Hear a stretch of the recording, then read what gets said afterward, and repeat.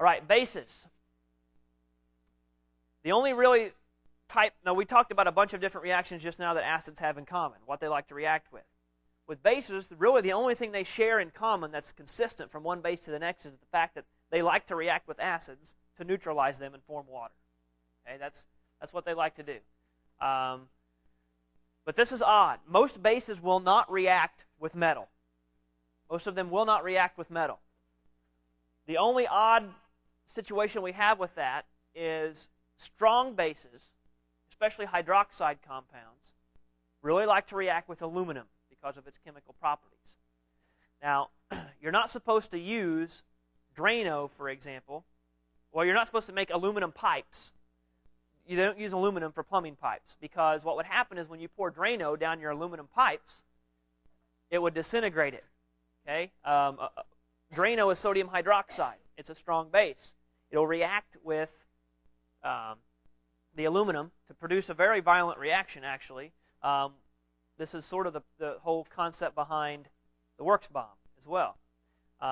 Take a little bit of aluminum foil, wad it up, put it in a bottle, pour some Drano in there because Drano is mostly a sodium hydroxide. Let it set for a while, and boom, there's what happens. Hydrogen builds up from that chemical reaction until the pressure becomes so intense that the bottle explodes. Okay? Now, the reason that this is handy is because, you know, all the other stuff, like you could take an acid and put a metal in there and do the same thing. But metals are a little harder to come by, right? Aluminum's easy, it's cheap, it's in your kitchen.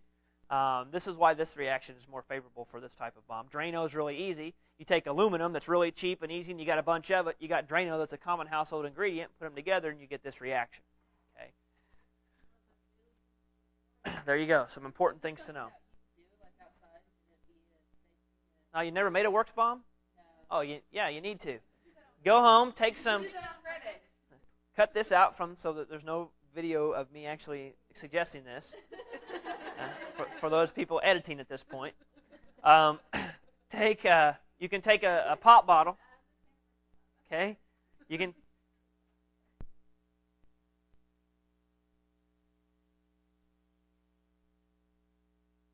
You don't have to crumple it up very tightly. Just get it, so you can fit it all in there. Give it some surface area.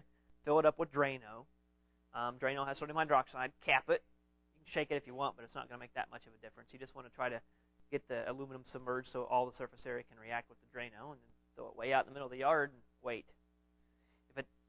If it doesn't explode, don't run up there and be like that kid that my firecracker didn't go off and run up there and try to grab it. That's not what you need to do. But it's possible. Okay. All right. Now. I would never thought about doing that. Well, another thing is too, like I don't know if this applies to anybody or not, but like car parts and that kind of stuff. You want to obviously be careful about cleaning aluminum parts because you generally put sodium hydroxide in your part cleaner to clean like metal parts for automobiles and that kind of stuff because the hydroxide doesn't react with the metal, right? But it does react with a lot of the stuff that you're trying to clean off of the metal. You don't want to take a hydroxide, a weak solution of sodium hydroxide, and dump in aluminum parts in it. They're not going to be there. They're going to you're going to lose some mass, or else they're going to disintegrate. One of the two. If you leave them there long enough, that's probably not going to happen because these are pretty thick metal kind of things. But you're definitely going to. It'll have a reaction with them. Okay, so you don't want to lose substance by doing that. Okay, now this brings us to the math portion of acids and bases that everyone is going to be so excited about. What we're going to look at is a very important chemical procedure known as a titration. A titration is basically a measured situation where we neutralize an acid with the base. And remember a while ago I said if we use stoichiometry, we can figure out how much of the acid to use, how much of the base, and that kind of thing, and mix them together to make sure everything goes to completion, to make sure there's no leftover acid or base anywhere. And it's all been converted to like salt and water, for example.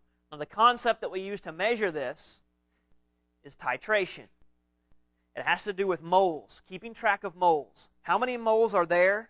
How many moles do I need then? If I know how many, for example, moles of acid are there, and I know how many moles of base I need to neutralize that, and I know concentration, how do I know how much to put in? Oh, it's going to put it all together.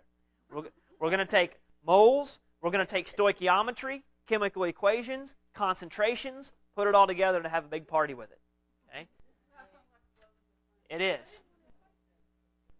All right, so what we can do is use reaction stoichiometry. Use what we know, one of these, two of these, whatever, to determine the concentration of an unknown solution. Basically the same thing I just said. Okay? We're going to be able to figure out how much of something's going to neutralize something. If we can do that, and we can neutralize something, what we can do is I could take something and give it to you, and I could say, all right, here's what you got. This is a potassium hydroxide solution. It's your job to figure out what the concentration of this is. I'm not telling you anything. All I'm telling you that it's potassium hydroxide. I'll give you some stuff to play with.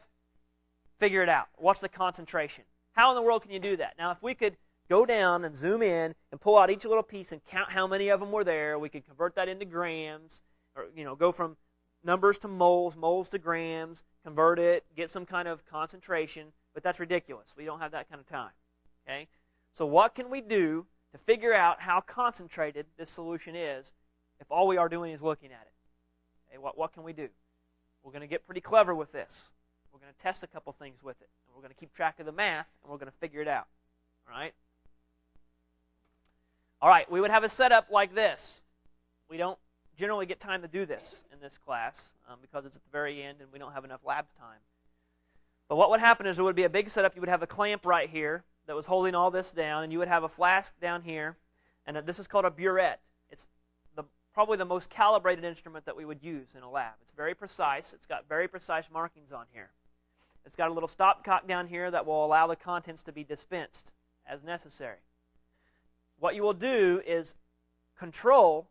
You'll have something in here that you are trying to neutralize. Okay?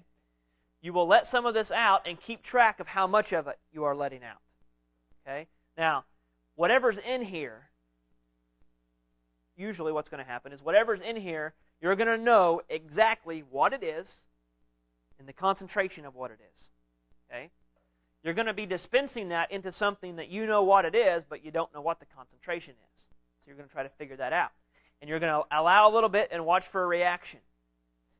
If we're using a pH meter, you would stick it in until like the pH was 7. Okay? Or if you were, because that would be neutralization. Or if we were using what's called indicators, something you're looking for something to flip a color. It's clear, and then all of a sudden it starts turning pink.